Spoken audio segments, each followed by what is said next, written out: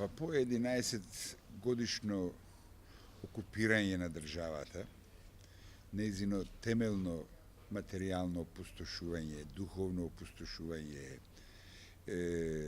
институционално опустошување, ние сега во моментов стасавме до нешто што го нарекуваме демократско изјаснување на граѓаните, како една фаза на процесот на ослободување на земјата. Тоа е за мене пред се и над се чекорот кој што се вика референдум и во таа смисла го сметам за една многу важна, за еден многу важен момент во нашиот тежок, од нас отежнат, кон местото кое што би требало да го има секое нормално општество. Значи, го сметам како чекор кон нормализацијата, ако веќе зборот ослободување е претежок. Според вас, како се одвиваше целата кампања за време на кампањата и пред кампањата официјалната започната за референдумот? Па процесот на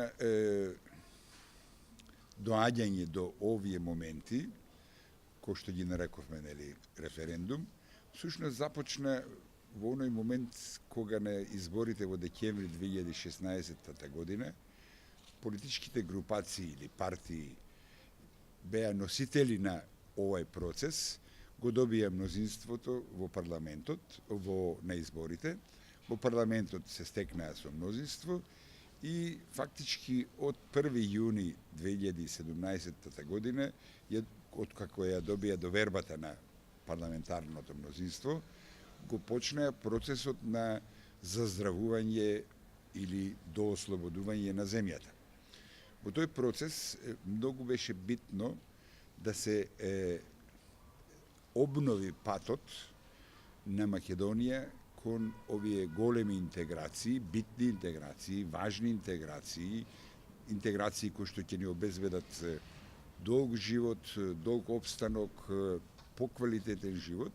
И во таа смисла референдумот почна во оној момент, референдумскиот процес почна во оној момент кога се направи владата која што во моментов е на сцена и владата која што го води овај процес на ослободување.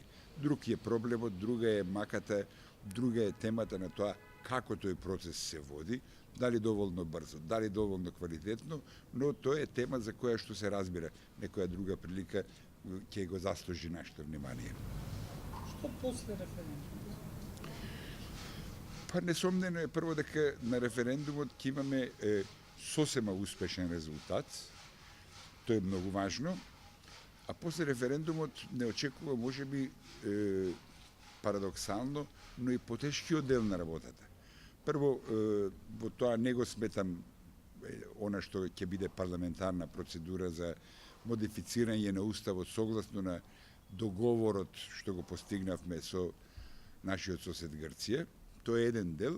Вториот дел ќе биде многу потежок и многу непријатен и во таа смисла се разбира мнозинството кое што е на власт во оваа земја ќе мора многу длабоко да се замисли како досега го водел процесот и како од сега ќе го води, бидејќи ќе се отворат постепено поглавијата, кои што не се само формални поглавија за интеграција во Европската Унија, туку тоа се поглавија кои што од нас ќе барат суштински промени на нашето пред се однесување кон она што е општо добро, кон она што е држава, кон она што е управување со таа држава, владење на правото, законитост во сите нивоа, неселективност на правдата и така натаму и така натаму.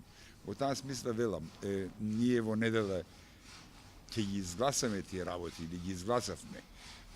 Референдумот ќе ја заврши таа фаза, но во крајна линија потоа не очекува потешкиот дел на работите. Не би сакал да бидам некој кој што ќе ги набројува бенефициите со кои што ќе се стекнеме како членка на НАТО, како Европската или како членка на Европска Унија.